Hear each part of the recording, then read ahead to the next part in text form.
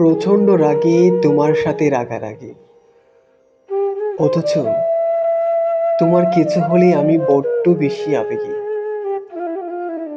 আমার সব ভুল ভাল কাজে তোমার আপত্তি, চিল্লাচিল্লি হলে শুরু হয়ে যায় তোমার বিপত্তি। কাজের কথা বললে হয় আমার মুখ ভার, তবুও তুমি হাসি মুখে সব কাজ করে দাও সভার। সময়ের অজুহাতে সাথে নিয়ে যাই না কোথাও তোমায়, কিন্তু যত্নের একটু কমতি রাখোনি আমায়। স্মার্টফোনের যুগে এসে কথা বলার সময় হয় না আর। আহ, কতই না ব্যস্ত সময় কাটে আমার।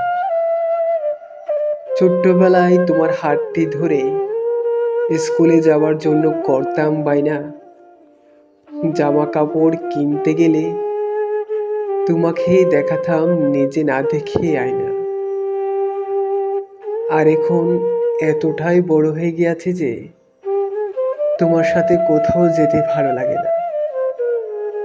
তোমার দেওয়া পছন্দের জামাটি পরতে ভালো লাগে না।